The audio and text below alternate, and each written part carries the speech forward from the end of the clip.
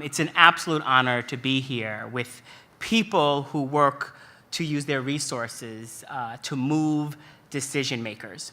And I want to start off by talking a little bit about Color of Change and our strategies and how we see the world and what we're trying to do. So 11 years ago, right around this time, there was a flood in the Gulf Coast, Hurricane Katrina, caused by bad decision makers.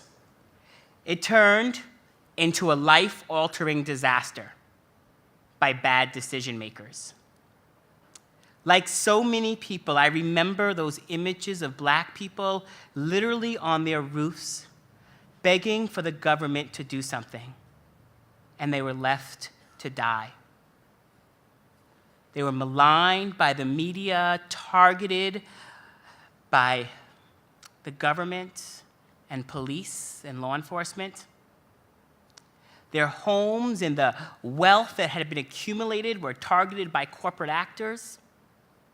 It illustrated so many of the things that we know about geographic segregation, generational poverty, and the impact of climate change, and the ways in which structural racism undergirds all of those things. But it also, for us at Color of Change, illustrated a deep weakness in our movement. Because at the heart of that, no one was nervous about disappointing Black people. Let me say that one more time. No one was nervous about disappointing Black people. And when no one is nervous, when folks are not nervous, when institutions, whether they be corporate or media or government, are not nervous about disappointing your community, they will do whatever they want. So that really gets us to the central frame that we work from at Color of Change. It's translating presence into power. Black people are incredibly present in the world, from a Black president to Black folks that can stop the internet and social media when they release a music video, to the ways in which Black issues are discussed and talked about, from major media to social media to kitchen tables. But just because folks are talking about your issues, just because they end up on the front page of the newspaper, just because they trend on social media, doesn't mean that you've changed the written or unwritten rules. Doesn't mean that you've built the type of power that forces decision makers to have to do something different. And so often in work, we can mistake presence for power. We can mistake awareness, the ideas that people may regurgitate our talking points or that they understand what we're talking about, for this idea that we've actually changed the structures, the rules that govern how people treat us, how institutions treat us. So all of our work is focused on leveraging the presence that Black people have in the world into the power that changes the rules. And we do that through a number of ways. And so I want to talk a little bit about some of our campaign work. And I want to do that through talking about a campaign that we ran a number of years ago that really focused on sort of the core of how we leverage technology, people power, and strategy to move everyday people, to force decision makers to have to respond. And so back in 2011, how many folks remember those discriminatory voter ID laws that we're kind of still dealing with, that was popping up all around the country? And at the time, Color of Change was a $750,000 budget, $750,000 budget, and about 750,000 members as well. And so we could have tripled or quadrupled our membership and had petitions delivered to those governors and state legislators demanding that they not sign those bills. How many people get those type of petitions in their emails? Please, Republican, don't be racist. Well, those don't work because there's no power behind them. There's no leverage. And so we were looking for a theory of change behind stopping the discriminatory voter ID bills that were popping up. And we were looking around for what is the leverage? How can we stop them? And we started to learn about the American Legislative Exchange Council, also known as ALEC, a right-wing organization that worked with state governments and corporations behind closed doors to craft legislation that they call model bills that then they would move out into states around the country. Because of the Center for Media and Democracy and a data dump that they got that they then exposed through a website called ALEC Exposed, we learned a lot about ALEC and the 26 states that ALEC worked to try to move voter ID laws in various forms, like the law in Texas, which said you can vote with your gun license, but you can't vote with your student ID. We all know who they were trying to stop from voting, right? Or who they were trying to keep voting. So we started learning about that. We also found out that ALEC was funded by corporations. In fact, 98% of ALEC's money came from corporations. Corporations who every single day said, buy our products or use our services to black communities were then supporting ALEC in one way or another. So we started communicating with these corporations behind the scene, and we would send a letter. We picked 15 of the 120 corporations who had experience in black communities. They were running radio ads during Black History Month. They had Black History Month programming. They were sponsoring programs on HBCU campuses. They were doing things to send a message that they cared about diversity on one hand, and on the other hand, they were engaged with ALEC. And so we were doing that work while also communicating publicly with our members. And much like other campaigns that we've run, whether it's our campaign to force Glenn Beck off the air when we got 200 advertisers to leave Fox after 2 years of back and forth work, we communicated behind the scenes, but we also communicated publicly. We didn't name any corporations in our first petition that said stop corporate-funded voter suppression. But we got about 100,000 of our members to sign that petition. And then we continued to communicate through letters and then phone calls with corporations. And we would get on the phone with them. And they would say, we give to the left and we give to the right. And we would say, that's great, but there's not two sides to black people voting. And we would go back and forth, and by the last phone call, they would get their senior level black person on the call with me, and I would get on the call, and they would talk about voting with their grandfather, and I would talk about voting with my grandfather, and we would sort of have to agree to disagree. And so we would have these conversations back and forth. And then while we were doing that, we had been in contact with about 20 corporations now, and a couple had pulled out behind the scenes, had decided that they were seeing the handwriting on the wall and this wasn't going to be good. But in that moment, we got the news from Sanford, Florida. The death and murder of Trayvon Martin by George Zimmerman. And our members jumped in and engaged. We were calling on the Department of Justice to get involved because we knew that what was happening in Sanford was not right and the Sanford couldn't police themselves. We were responding to the moment and giving people something clear to do. And we were supporting the hoodie rallies that were happening around the country. And we were providing short codes through text messages for people to sign up to lists. And we were working to register people to vote. And then we found out that the Stand Your Ground law was also an ALEC law, written by Walmart in the NRA in a closed meeting and pushed into 23 states. Now, every single day, I'm coming into the office saying, when can we pivot to ALEC? When can we pivot to ALEC? All the while, when can we pivot to ALEC? And so now we've got about 400,000 people that have signed our Justice for Trayvon petition. We've got about 150,000 people that have signed our petition around stopping corporate-funded voter ID. And now we're thinking about how do we move to the next step of helping people not just build energy, but pivot to the systemic barriers, the systemic structures that were making all of this possible.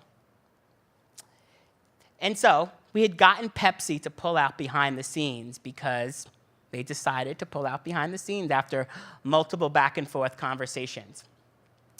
So who do you think our first public corporate target was? Coke, exactly. And so we created a landing page on our website with Coke's logo describing what the back and forth conversations we had, and we sent it to Coke, and we said, you have 48 hours to leave ALEC.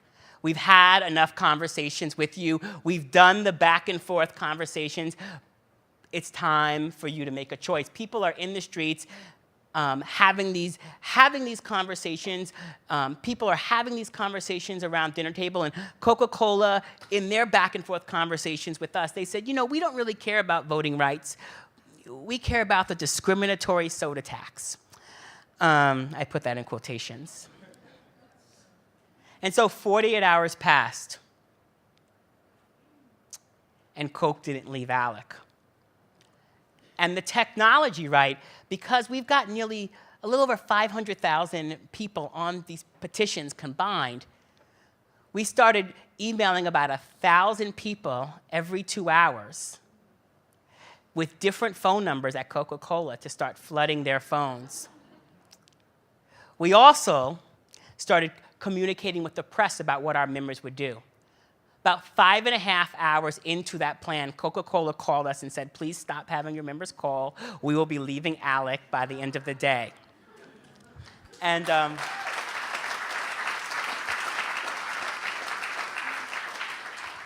over the course of the next several weeks, we continued to sort of pivot to the next set of corporations, really thinking about the domino effect while also communicating in the media about how we could leverage the power of these members who really wanted to engage while also communicating. And we did a number of tactics, from phone calls to showing up to shareholder meetings to raising money and running radio ads that were really targeting the employees to ask them to speak out to their C-suite bosses about why they were members of ALEC. And we went from corporation to corporation while ALEC tried to figure out what they were doing. ALEC, along the way, dropped the committees that were working on laws like Stand Your Ground and voter ID. And when we went on TV to talk about it, we said, that's great, but ALEC basically went out into the water, spilt a bunch of oil, decided that they weren't going to spill any more, but then didn't tell us how they were going to clean it up.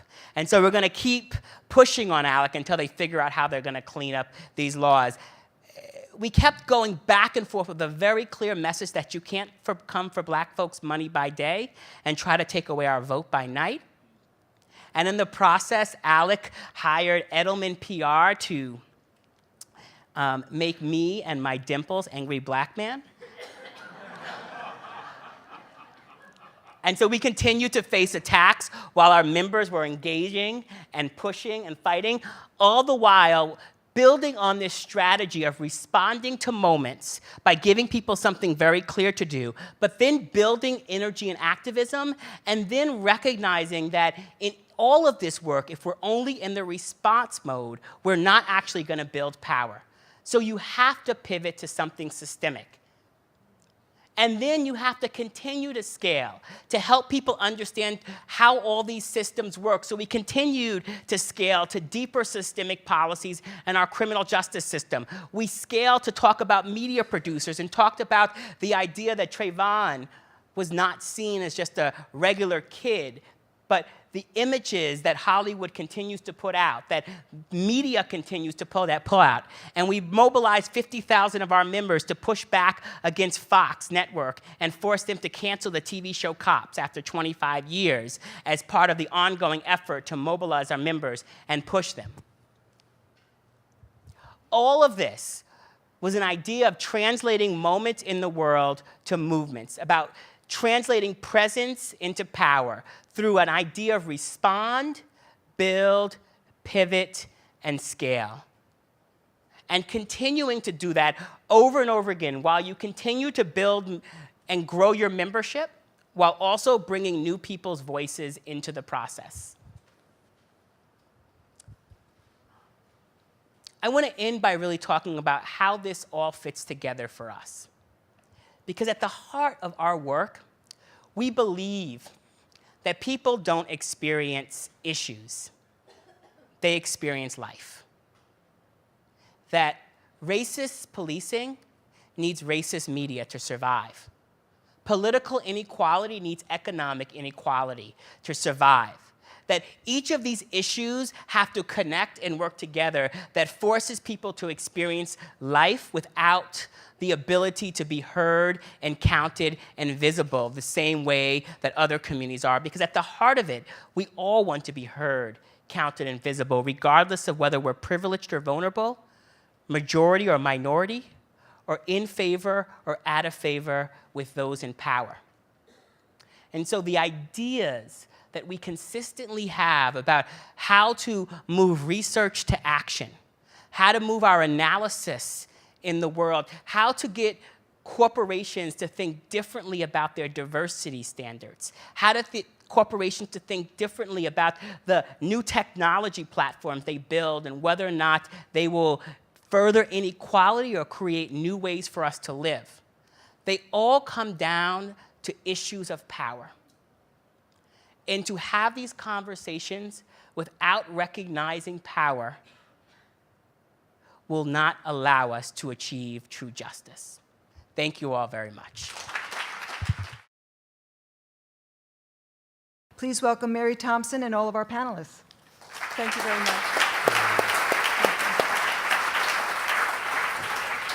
Thank you, everyone. It's a delight to be here. I'm very excited about this panel. There's so much to touch on and build off of that tremendous presentation from Rashad. So the first thing I would like to do is to introduce our panelists, and I am going to start on my left. Derek Hamilton, who is an associate professor of economic and urban policy, as well as director of the PhD program in public and urban policy at the New School. He, along with William Darity at Duke University, are the primary investigators of the Ford Foundation-sponsored National Asset Scorecard for Communities of Color. And we're going to hear about that a little bit later. Amy Domine is the founder and chair of Domine Social Investments. She is a pioneer in social investing, and she's also an author and creator of the Domine 400 Social Index. David Levine is co-founder and CEO of the American Sustainable Business Council. The ASBC works with government and business to inform and educate people about the benefits of a sustainable economy. To my right, we want to thank you for inviting us to your house, is Reverend Michael Livingston, who is the executive minister at Riverside Church. He is also the former National Policy Director for Interfaith Worker Justice. He's advocated for a higher minimum wage in both the private and public sectors. And then we have Sarah Anderson, who is director of the Global Economy Project at the Institute for Policy Studies. She is also co-editor of inequality.org. She speaks and writes frequently about the negative impact of excessive executive compensation as well as other issues related to rising inequality. The theme of this panel, of course, is towards a shared prosperity. So I want to start with Amy. And can you give us an idea of what socially responsible investors have done and can continue to do to push toward a shared prosperity? I'd be glad to. Thank you. And thank you all. It's just a thrill to be back in your presence again. Spent first 12 years in one role and then 12 years in another role amongst this group of people. Very nice. So responsible investors have, as a simple goal, using their influence as owners of corporations in order to bring about twin benefits, one being universal human dignity and the other being ecological sustainability. We use three basic tools for doing that. One is we apply standards to what we purchase. We apply these standards in order to open up the conversation with corporations beyond next quarter's earnings to the broad impact that they have on people and the planet. The very application of social standards has led to a dozen outcomes from series and environmental reporting to corporate responsibility reporting at over 4,000 companies annually, globally. So that's a strategic impact. The second role that we undertake is to directly dialogue with the powerful sources, generally speaking, corporations through direct shareholder resolutions, as this body is so comfortable with, and also through public policy. If that's an opening for us, we take that route too. And that, I have found, historically has been much more tactical. So whereas in the reporting area, we can get something sort of strategic long-term that we can work in the tactical area, we're able to get right down to the issues that we're talking about here today. The third area that we support and work toward is direct funding of institutions or entities that in some way benefit people on the planet. And so in this area, it would be through debt financing in our bond portfolio, where we'd be financing, and I can talk about those in a minute, but certain institutions that directly benefit issues around wage disparity. So just quickly, just to follow up, because I want to get to the rest of our panelists, but if you were to look back on your long history of social investing, what would you say that you'd look back on and say, I'm proudest of this. This is how we really moved the ball forward and made change? Well, I did enter the scene maybe about 8 years after Tim and Bill did something. So the first wave of activities that they got involved with, I wasn't particularly active in, but I was present at an ICCR meeting, it must be 20 years ago, at which Seamus Finn brought out a baseball and asked me what my opinion of it was. And I had very little opinion of baseball, not being quite the Red Sox fan he is. But I knew he was going somewhere with this, and the story evolved that the baseball was made in Haiti, and it was made in perfectly horrific working conditions, and that this was something that ICCR and he personally would be taking on. Domine Social Investments, my mutual fund company, did join in those dialogues and did have, I think, an important role in bringing McDonald's, Disney, key large sources of products into the tent with the NGOs to create a dialogue that eventually led to codes of conduct and means of policing those codes of conduct. I would put that right at the highest level of, I think probably, it's estimated that 40 million children are not working today that would have been working had these codes of conduct not been put in place. Tremendous.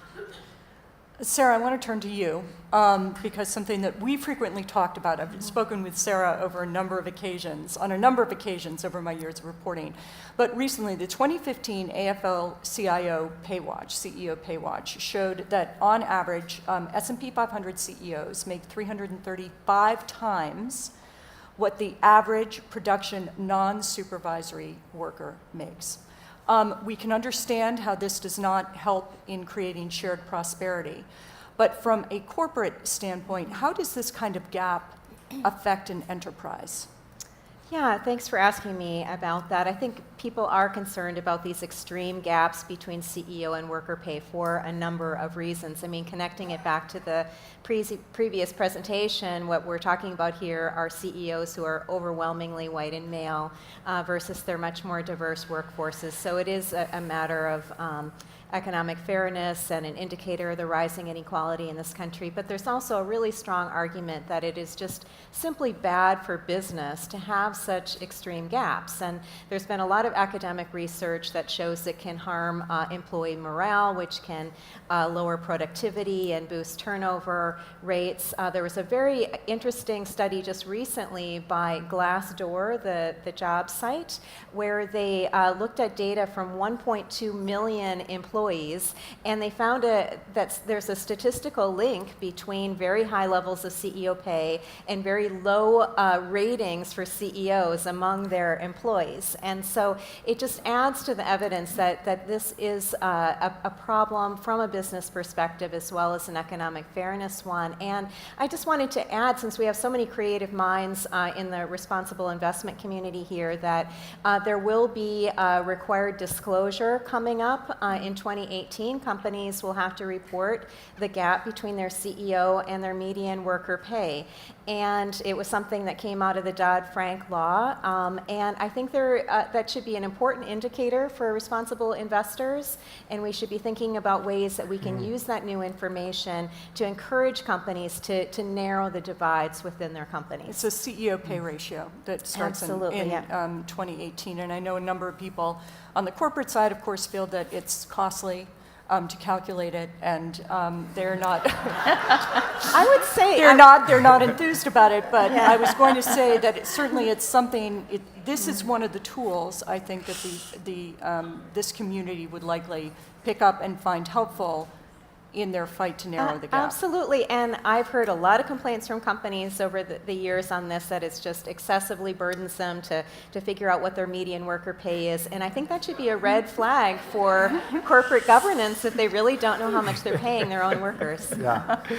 Derek, I want to turn to you, and just so our audience is aware of the work that you've done, if you could describe the national, I want to make sure I get this correct, the National Asset Scorecard for Communities of Color, what lessons did you learn in doing this study, and what are some of the lessons that you think would be valuable to the participants here today?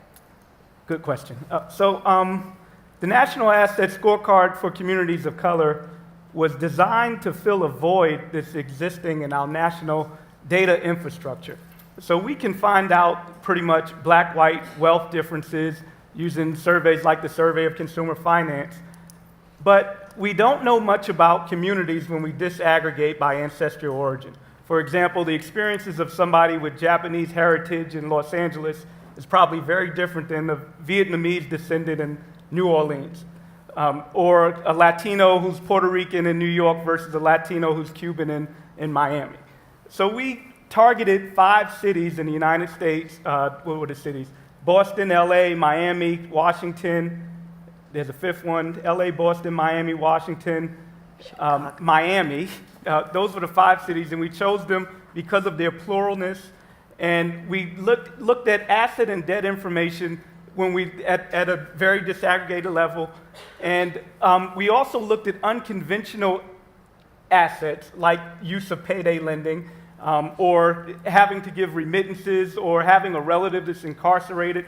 And it allowed us to get a better picture of how wealth is created in a more diverse setting across many different groups. And some examples of things we learned that, for example, the model minority narrative says that Asians come with a certain work ethic, and I definitely say it's a mythology, compared to some of the other immigrant groups. But we look in a place like Los Angeles, you can see that Koreans aren't doing as well as that narrative would suggest. However, if we look at Koreans in Washington, D.C., well, they are amongst the highest wealth holders in that locality. So by looking at local areas, we know that the asset markets and products and prices are specific to that. So owning a home in New York is very different than Tulsa. So that's one lesson. Asset markets are local. Another lesson is that home ownership, which is conventionally thought of as the driver of wealth, is not the only driver of wealth in America.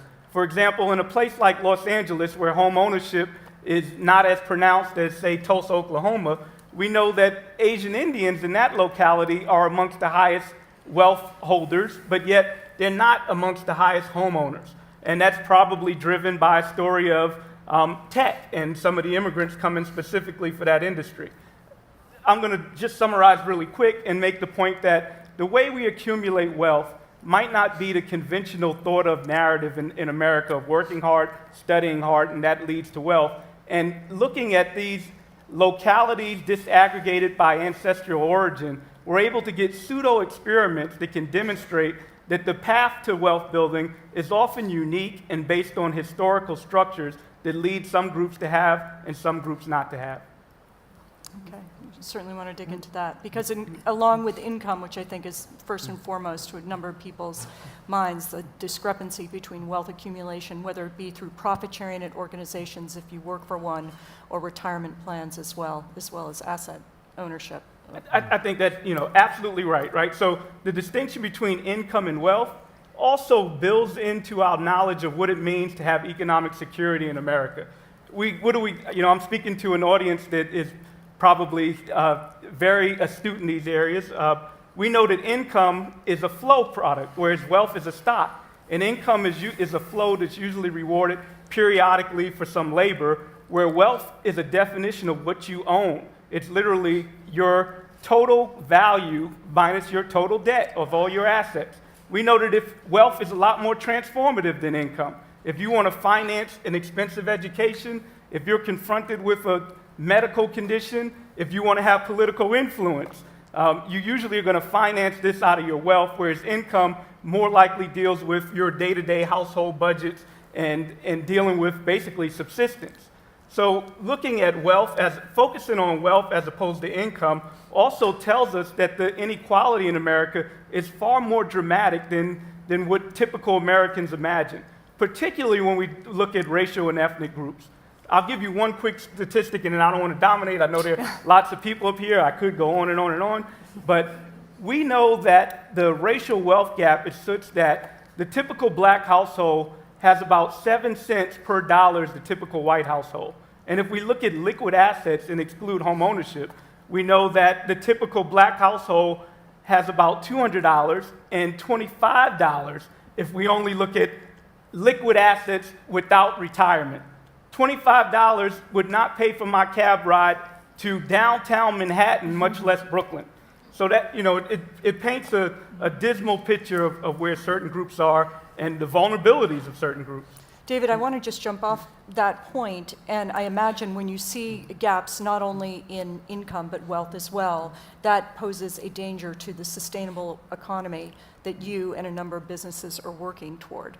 So what exactly is the sustainable economy that you envision, and what are businesses doing to achieve that?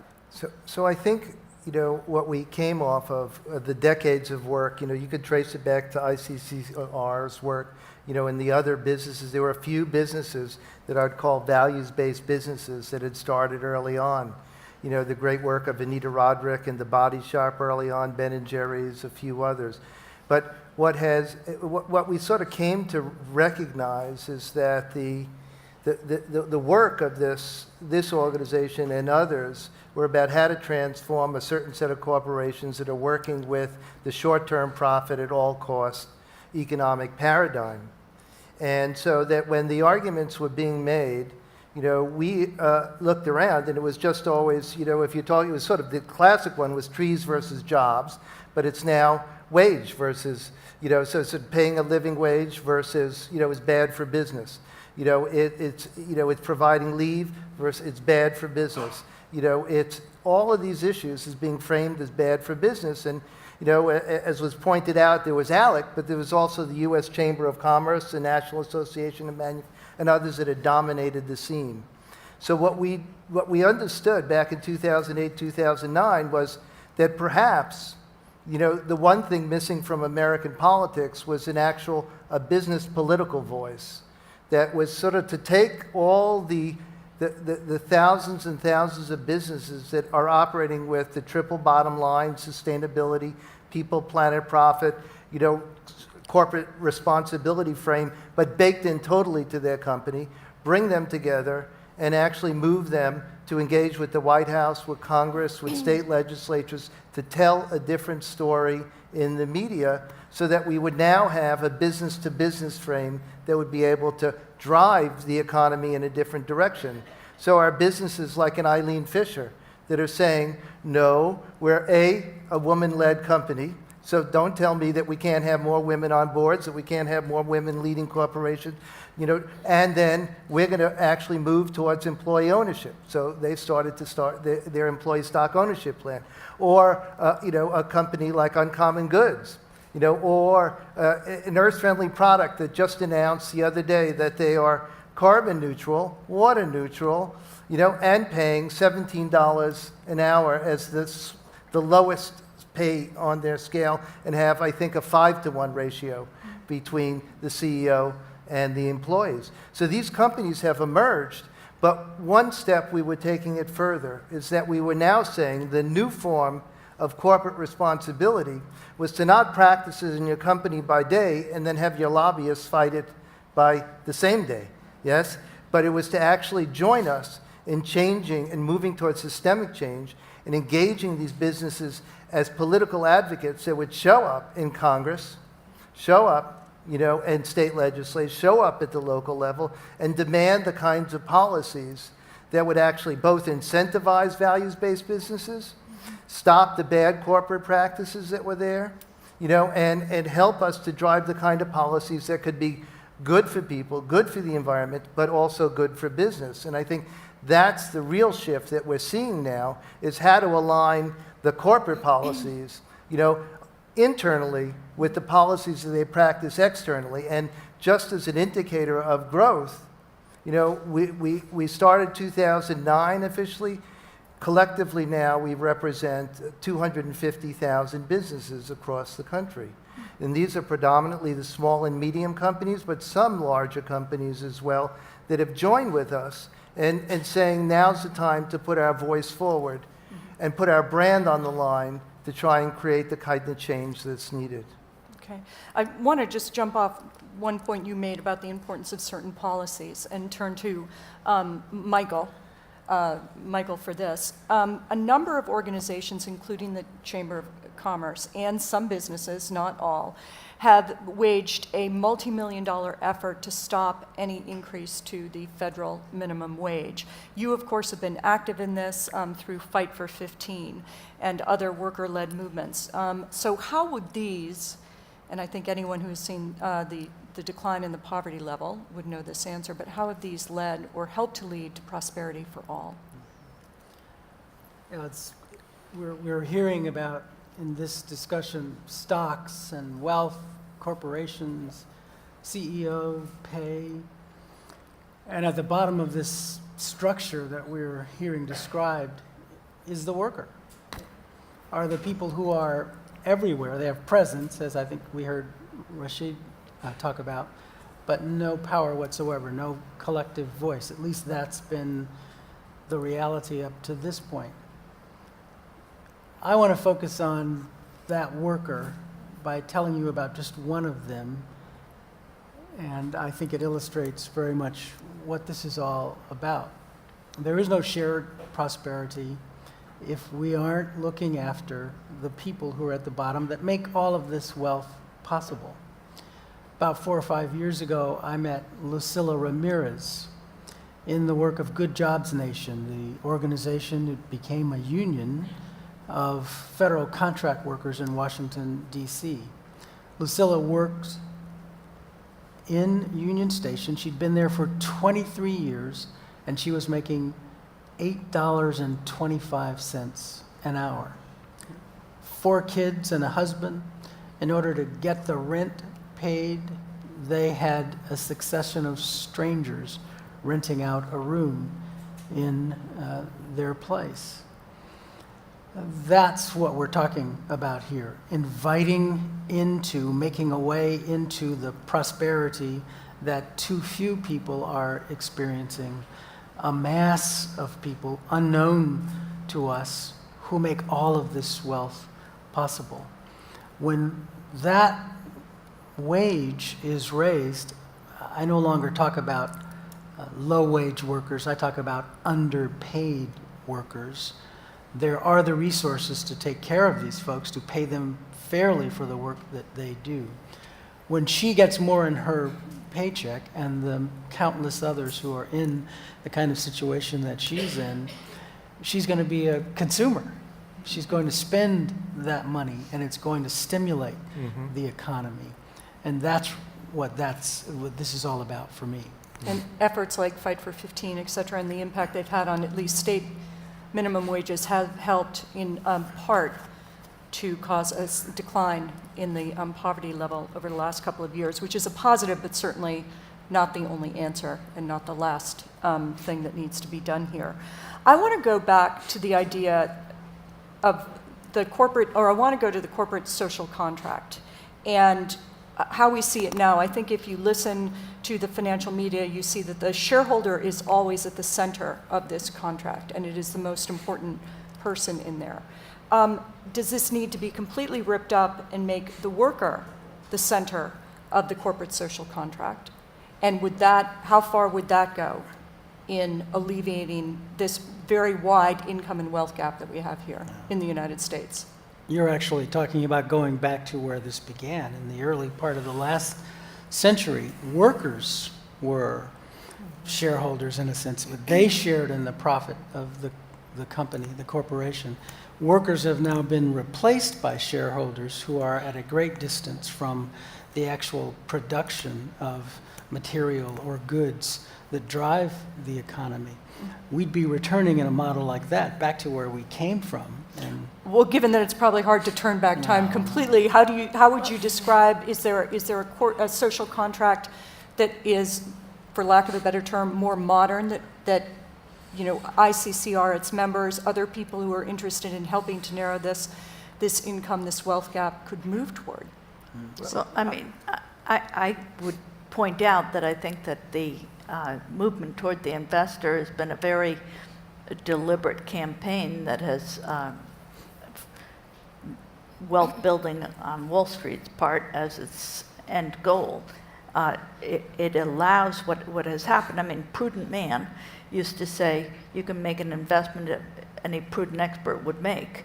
At least then you had to say it was prudent. Now you don't have to say any prudent investment. You just have to say it was a small investment in a diversified opportunity. So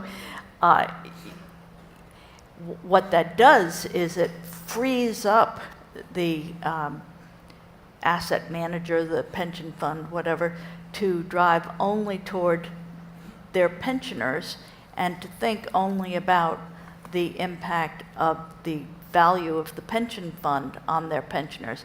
It almost is like a door closing on the fiduciary of the pension fund being able to say, I not only care about how wealthy my pensioner is, but I hope they have clean air to breathe. I not only care about how wealthy my pensioner is, but I hope that they feel their grandchild is safe walking to school in the morning. And these, we're now disaggregating the components of the impact of the investments we're making and allowed to think only about the bottom line. So I think it's a very cynical, long-term trend that I think Wall Street's got dirty hands in. Let's talk about solutions, I think, if there's, we'll start with David. Okay, so two. So one is the new corporate forms, right? I assume many of you are familiar with the benefit corporation form and the like. And so we've worked, B-Lab was one of the founding members of the American Sustainable Business, and we've worked with them to now move it in scores of states across the country where the stakeholders, it's written into the corporate bylaws that stakeholders, are to be accounted for, not just the shareholders. That's number one. Two, I'd say the other piece to really take a look at then is really the move towards worker ownership. So one is to transform the corporations, to try and get them to do the right thing, which should continue at all costs. The other has been the growing wealth and numbers of worker-owned, companies that, so it's everything from employee stock ownership plans, right? Dansko, Eileen Fisher, others, to the emergence, here in New York, one of the great ones that started out of the Community Service Society, was the home care, started the Bronx Home Care Associates. It's now 2,000 members. Madison, Wisconsin has a taxi co-op, 1,000 members. There's one up in Maine that's lobster fishing folk, and that's 3,000 members. So that's not insubstantial numbers. And so the understanding that, wealth can be created for the longer term, the commitment back to community, keeping wealth in the community, sharing it across, having decision-making, because that shift is not only about better pay and raising the pay, but it's an ownership stake in the sense of being able to make decisions for the benefit of the company that will take care of me, that I will then take care of, and the like. So there are a couple of opportunities we see moving forward. Seems to me the nature of capitalism is such that corporations serve the interests of the capitalist class or the shareholders. Michael pointed out what I view as an anomaly, but not an anomaly that we can't go forth with, which was the period of which I might date as the New Deal period and post-World War II period. And that was a period where what was taking place? A lot of government intervention was taking place to discipline corporations through policy. Yeah. For example, we had alternative jobs, the CCC that was created that provided virtually a guaranteed job for a certain group of workers. It was not perfect because largely excluded were women from those jobs, and there could have been more blacks that were hired in those jobs. But we had a government infrastructure set up that almost sanctioned corporations because they had alternatives. In addition, we had the buildup of the labor movement taking place. And that wasn't simply through, it was organization that led to the labor movement that put pressure on the government, but it was government policy that enhanced the labor movement. So I think we would be deceiving ourselves if we think that corporations will en masse do it on their self to try to lead to this movement. However, I know there are lots of responsible corporation interests in this room today, so we can find examples of corporates that are acting socially responsible as well as doing well. But if we want it on a mass, wide-scale basis, I think if we look historically, we need to understand that the nature of capitalism is such that the primary interest is to enrich shareholders and exploit laborers. That's in their incentive. It's structurally, economically set up that way. We don't have to accept it. There are things we can do, such as use of government to regulate, provide alternatives, and make sure we have a shared prosperity. I would say, though, government policy can be extremely flawed. Yeah. And to that end, we can talk about CEO pay, because it was a government policy that I think anyone would argue has accelerated this huge gap, because it was what it did is basically had corporations use incentive pay more than salary. And that was Bill Yes. Clinton who signed that back in 1991? It No, was I'm six. a 93 So, reform yeah. that had some good intentions. It was in response to a lot of public outrage about high levels of CEO pay, and so during the Clinton administration, they set a cap on the tax deductibility of executive pay at $1 million. But then the big mistake was they put in a loophole for so-called performance pay. So all of the stock options, the performance-based stock grants, and so forth were all fully tax deductible. And what this has meant is that the more companies pay their CEO, the less they pay in taxes. So we actually have government policy not only, moving in the positive way that he was lifting up, but actually encouraging overpayment of executives, and the rest of us, have to make up for that. And so I totally agree about the lessons from the New Deal era, and we should really be studying those, and at a minimum, get rid of the loopholes and subsidies and other things in our system that are actually encouraging this excessive pay, excessive focus on the short-term payoffs for shareholders, and moving towards a broader stakeholder model. In contrast to the New Deal and the institution in 1938 of the minimum wage, government now is actually impeding progress here. State governments that are becoming right-to-work states, which is just boggles the mind to hear it described in that way. But government's actually getting in the way of the kind of changes that need to happen in order to support workers. We haven't had a rise in the minimum wage since 2009. That was the $7.25 that we have now, and we're not moving anywhere near aggressively enough, and there's no hope that we will anytime soon unless our Congress changes, so that you see Obama doing things like the executive order 2 years ago, I think it was, to require businesses doing government work or working on government properties, raising their floor to 1010. There seems to be a gap, though, because certainly while there are some right-to-work states, there are also states that have raised their minimum wage. And in addition to that, if you speak to a number of companies, I'm not sure how many of them are paying that. I mean, there are that are paying the federal minimum wage, but other companies have also raised the minimum wage as well, in large part because they realize they need to pay their workers more. The labor market is becoming a little bit tighter as well. So if, let's say, in best of both worlds, the federal government finally gets on board and raises the minimum wage to $15 an hour, which you've been fighting for, what's the next step? I mean, I know that is not the only thing, that it's not a cure-all by any stretch of the imagination. There are other things that the government can do, that corporations can do, that investors can do to make sure that people have achieve a living wage and have the ability to create wealth, which is critical for their long-term economic health. I mean, and a number of people in this room have been part of a process of disclosure at the Securities Exchange Commission, and which would bring disclosure to a much fuller range of issues around pay, CEO pay, but also average pay, diversity of the workforce, about 12 different matrices to reveal on. So I think that disclosure, of course, I'm a great believer that disclosure leads to action. That until you have the tools to understand what's wrong, it's hard to take the next step and right it. So that is one initiative, I think.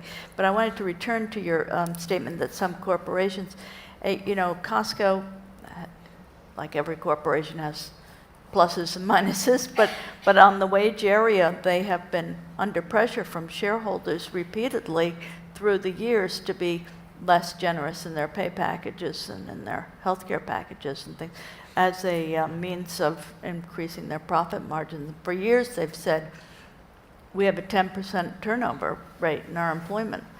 You all have 60% turnover rates in your other retail investments. We've got the best retail workforce money can buy, and we're willing to put it out there. So there are the occasional examples, and they don't seem to go bankrupt. And the rest of the world, just... Until they do. They don't go bankrupt until they do. No, I'm joking. Thanks. Thanks so much.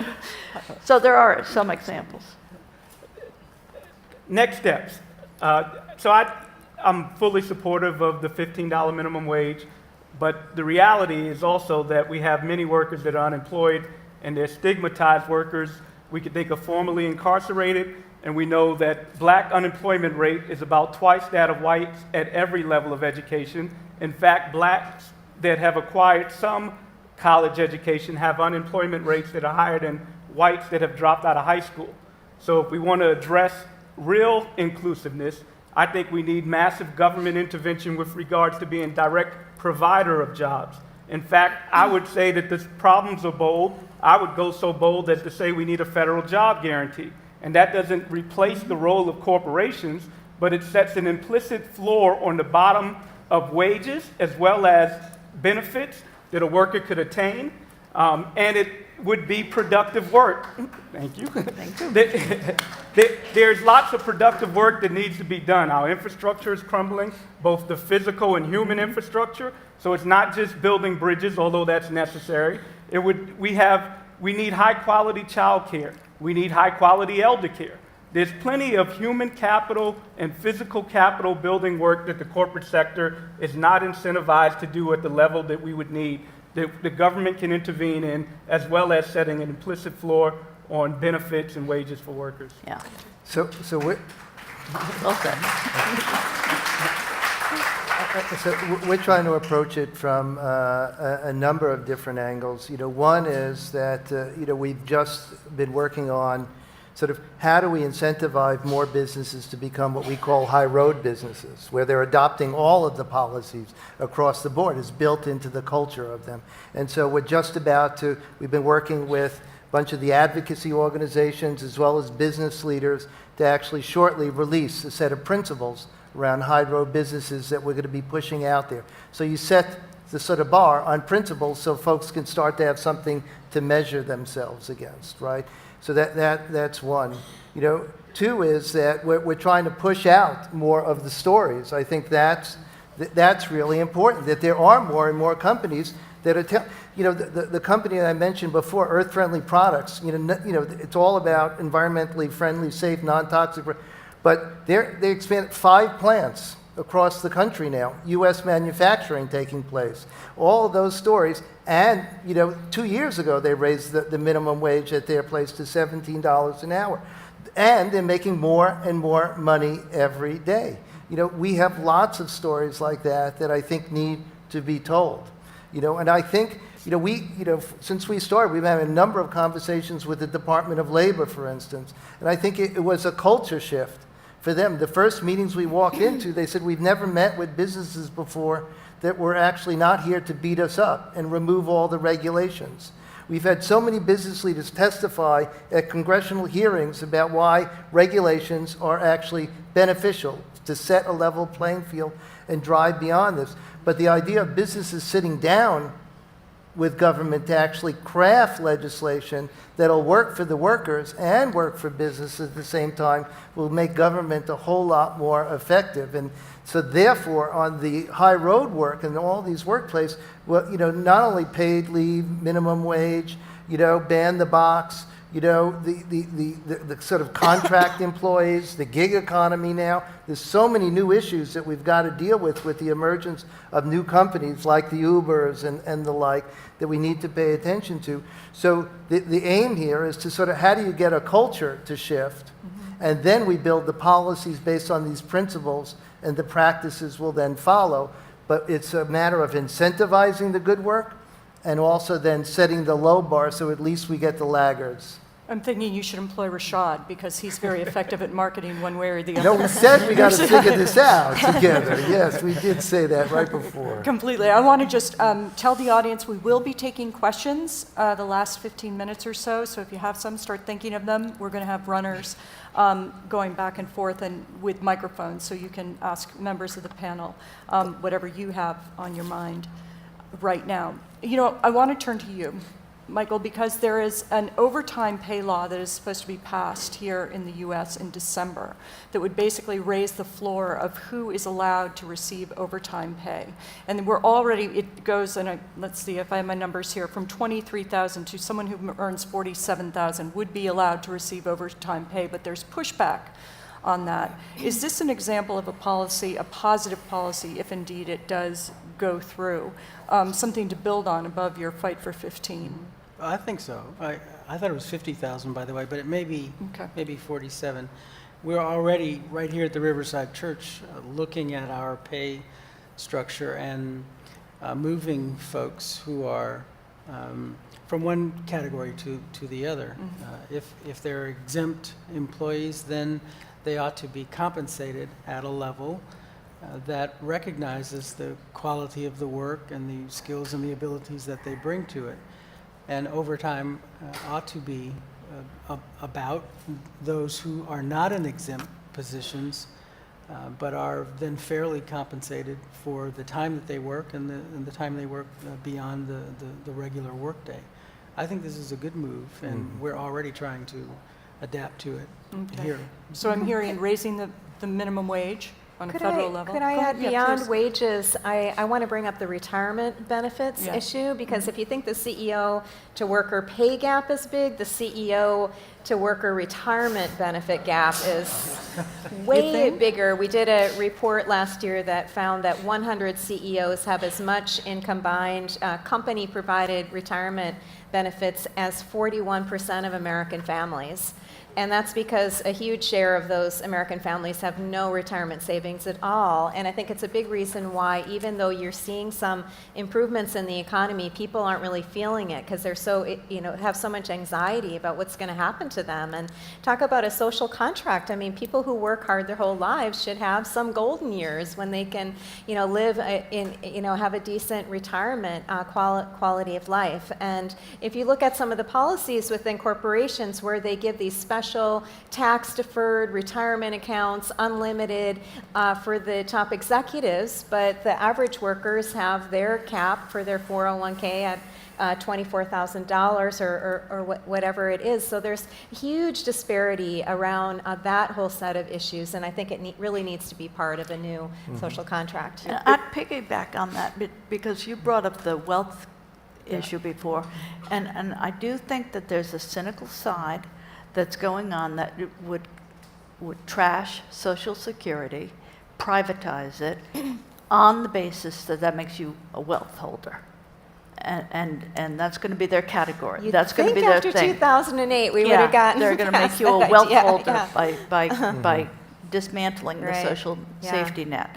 So I think we have to be very specific when we discuss, wealth and the decline of the labor movement is one reason. The whole pension situation, the defined benefit pension that you could really live on after retirement, is practically history. To say nothing of some of the other important things that the labor movement provided, be it on-the-job training, and you see it now as the whole manufacturing sector is changing to a more robotic, there's no qualified high-tech, workforce. and that's where the unions would be helpful. Right. So by now they're helping to relying on transition Social them. Security. It's all they have. Those traditional pensions are gone. And So, to build on that, one of the things I should have did a better job when I was confronted with the income versus wealth is to talk about how it's made, right? So if we're talking about policies directed at income, they're not necessarily going to build wealth. And when you talk about the great disparities, how the disparity is even larger when we look at retirement, it's because of the way wealth is generated. It's not generated as a return to your efforts. Wealth is structured in, it's largely generated by some seed capital or inheritance that allows you to purchase an asset that's going to appreciate over your lifetime. So wealth is generated passively. It's not because of some agency on the worker or something like that. And also another thing to keep in mind is we could talk about assets that are private and assets that are public. So I conceive of something like Social Security as almost a public asset that you're entitled to almost as a citizen right, whereas private asset could be not a defined contribution pension program. So one way to provide for economic security is to build up public assets. If we have some structure that is set up by some central infrastructure that guarantees some sort of economic security, that's one way to build assets. Or we can give individuals the agency, but to have that agency to build assets on their own, what's the key ingredient? Capital. A capitalist society where large segments of the population lack capital, all that does is lock in inequality. If you want to build your wealth, you need some initial capital. And whether we go with public assets or private assets, I'm somewhat indifferent, although I might lean towards public assets, but we know that without providing assets to people, all you're doing is locking them into inequality and limiting their human agency or freedom for that matter. Well, two things on this contract we're talking about. One on the worker side and the other on government. Most of the new jobs that are being created and will be created are in this service sector. And this is an area that didn't even have and hasn't had the benefit of unionization in the past. So worker-driven social responsibility. And I think that's an area that has to be recognized, and we have to build more effectively. And of course, these workers are doing this very thing themselves. Nothing any better example of this than the coalition of Immokalee workers, who have developed a powerful organization that's growing over as the years progress, and getting a seat at the table for workers in this new area of our, not new, but this area of our economy that is growing and jobs are growing. And on the other side, the government has to stop this policy violence that I think is characteristic of what is happening, so that all of the laws favor businesses and corporations rather than workers. And it's going to have to take the government that is a much more proactive role in protecting the worker and in leveling the field much more than it does now. So just to jump in protections and safeguards and the regulations there as well. We just sat with the U.S. Black Chamber of Commerce and the U.S. Women's Chamber of Commerce and a few other folks, before the top Senate Democrats and the like. And I think, if anything, in the conversation that the three of us had afterwards, it was sort of, they're all moving towards figuring out how they can help to create access to capital for their members, because they're looking at whether it's micro enterprise to new small and medium businesses that could begin to, because when we talk about job creation in this country, we should also remember that a lot of the jobs are created by the small and medium enterprises. So one of the things that has created greater disparity in this country as well is that all those that they represent and all the ones that they want, the people that they want to represent, all the women, people of color that they want to represent, can't get into the business world, want to become the new entrepreneurs, are going to be the creative innovators of the future. And so we need to look at all the different, from tax policy on out to the way the banks are operating, on out to the alternative financial institutions, whether the community development credit unions or the others that are in the socially responsible investing world and impact investing now and the like. to feed the money back into these new entrepreneurs, because there's the opportunity to also grow the jobs and build a different economy that's not so dependent on trying to force change just at that other level. I'm going to stop you there because we want to have time for questions. And I think to that end, I think about a number of these fintech companies. I've spoken with a number of them, and their goal consistently seems to be transparency, which, according to you, is key in creating what a number of people will think is a new economy. While they're getting the mics, I want to ask each one of you, and I would ask that you keep your answers short, if you can. We have an audience in front of us of shareholders, members from the corporate world, NGOs. If you were to give them some advice as to how they can accelerate change toward, shared prosperity, what would be your words of advice? And again, if you can do it quickly, that would be the best. You want to start? Okay, David. I'm New York. I could talk very quick. So I would say, for the business leaders in the audience and the investors in the audience, that voice matters. On Capitol Hill, if everything we've heard is when we show up and tell this different story, it matters a lot. Sarah? I'd say be inspired by all the work that was described earlier about how lots of people in this room helped bring down apartheid and things on that order. Think big. You've got a lot of power here. I would say put a face on the workers who make your profits possible. Invite them into the rooms where you make decisions. Let them participate in the process. Derek? Yeah, I feel like I'm preaching to the converted when I talk to this audience. What you can do as individual corporations is be responsible. Make sure you are providing plans that are fair, but ultimately for the economy-wide solutions, and maybe this is the lesson, the pressure is going to have to come from reform with the government. Government has to intervene in a way to provide for a better rule set for everybody. Thank you. And I'd go with the disclosure piece. And I think it has to be very specific and something that's ascertainable and can be counted, and that you can see the progress on. And I think that was the great lesson we had out of the Sullivan Principles in South Africa. Once we could count it, we could see what the problem was. Okay. Great. Take action. Thank you. Good advice. We're going to open the floor to questions now. If you have a question, raise your hand and we will get a mic to you. And if you could stand up and introduce yourself. Hi, I'm Cory Plummer from the AFL-CIO. Thank you all for your comments.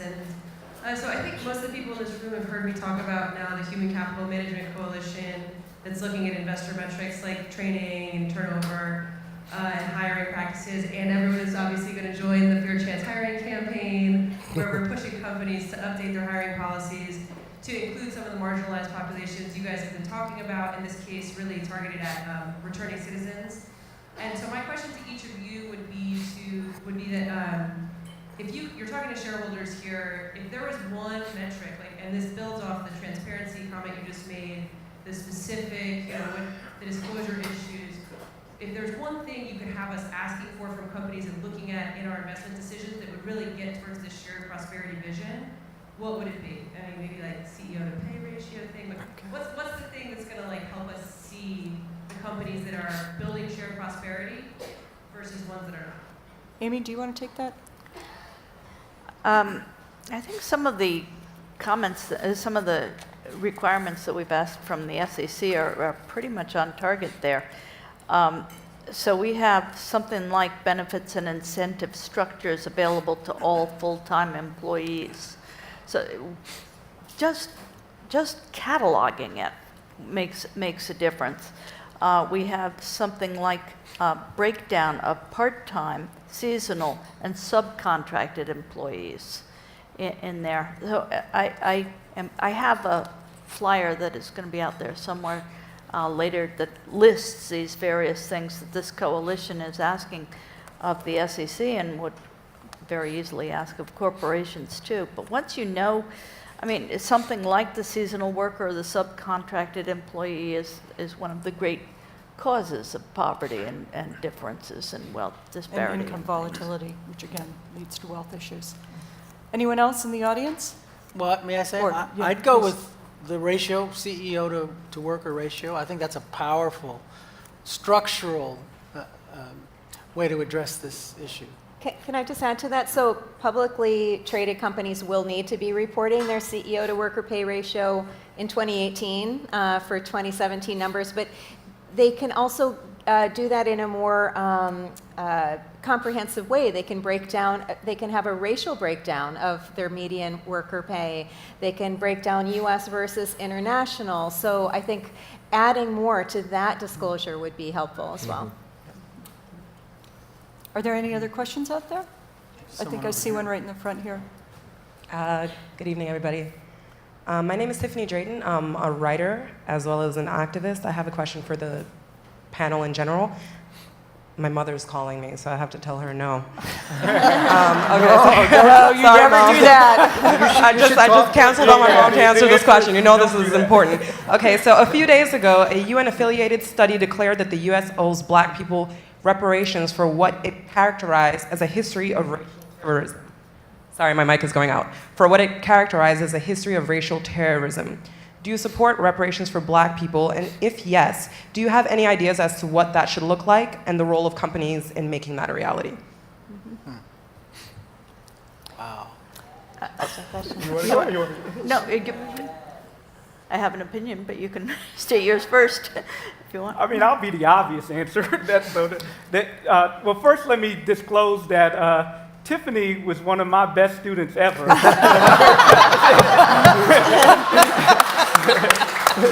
In other words, is she a plant? Is that it? But She's it a was plant, really not a right? plant. That was not it. So it really is spontaneous.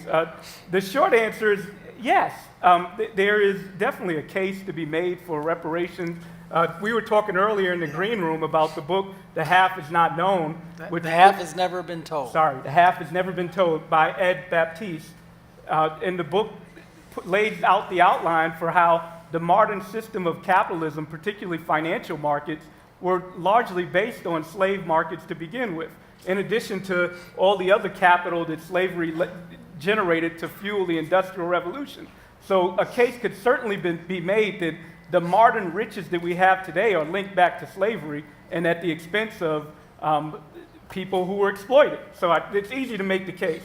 So from a justice point, there certainly should be restitution. And I can get into a long conversation, depending on how long you want me to go, about the ways in which we could pay for reparations and the forms in which reparations can be paid.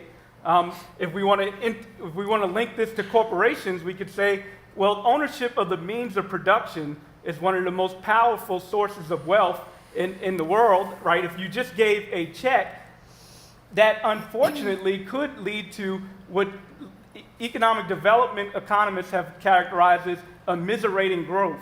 So if you were to all of a sudden infuse black communities with a check of, say, $1,000 each, well, if they don't own the means of production in society, that money will be spent and ultimately could lead to greater growth of individuals that own the means of production and have an unintended consequence of enhancing inequality. Now, that doesn't mean we shouldn't have reparations. It means that we should be cognizant of, if we're going to go with a program like that, how do we give payment, but also allow people to benefit in terms of asset enrichment.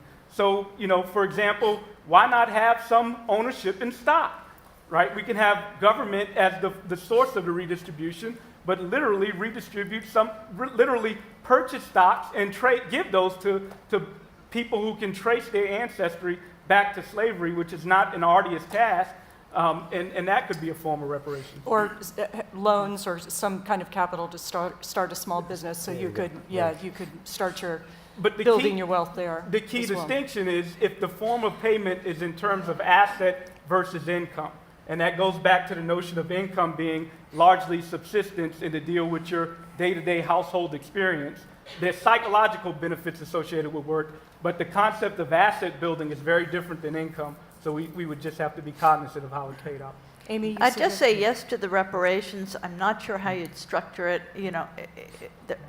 I could make all kinds of arguments of the format it would take, specialized education, accelerated job training, things that might not be as simple as a check in your pocket or as simple as a stock in your pocket. But it also opens an interesting door, which is we are, I think, quite possibly moving toward a world where there aren't enough jobs. And I think it might also be interesting to talk about a guaranteed income. And you're beginning to see more and more conversation about just plain guaranteed income for all. And it's a conversation. There was Larry Summers wrote in his blog the other day that he thinks by the middle of the century that a third of men between the ages of 25 and 45 will not have jobs.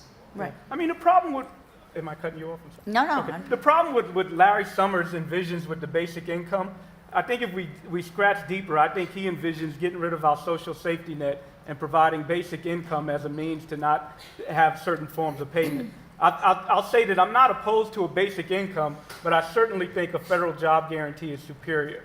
And I think so for several reasons. One is a basic income could be inflationary. And oftentimes when people think of the basic income, they're talking about a flat payment to every citizen. Now, if you are wealthy, your basic income resources will be used towards building your assets. If you're a lower income individual, your basic income is going to be used towards subsistence. So you could have another unintended consequence of exacerbating inequality. The last point about the basic income versus federal job guarantee is that we really do need some infrastructure building in our country. Yeah. So we're talking about productive jobs, not just a job that's not talking about workfare that Giuliani put in place. Are there any, Fair I see a point. question back there. There's one there to the left. Okay. Hi, I'm Deirdre McElroy. I'm here from Baltimore, Maryland. I'm actually a triple threat. I'm a woman, I'm Arabian, and I'm from Baltimore, Maryland. Derek, I don't know why Baltimore isn't on your list of cities, but our data is scary. Baltimore is our next wave of collection. Come on. So it's coming. Come on, hun. Many of you here are heroes of mine in what I really think we should call the field of impatient disruption. And my question is one regarding policy. I'm not sure to whom to direct it. So the IRS recently issued a notice that looks like it may be easing some of the requirements for foundations, endowments, mission-based investors in terms of not requiring the highest performing assets, but being able to perhaps include environmental, social, and corporate governance or mission-based values. And if anyone can comment on whether you've done any work in that in terms of the policy itself, and if it in fact is an easing, a safe easing, I'd like to hear about it. I can say that I'm astonished it takes IRS action. One can spend one's entire endowment on your mission.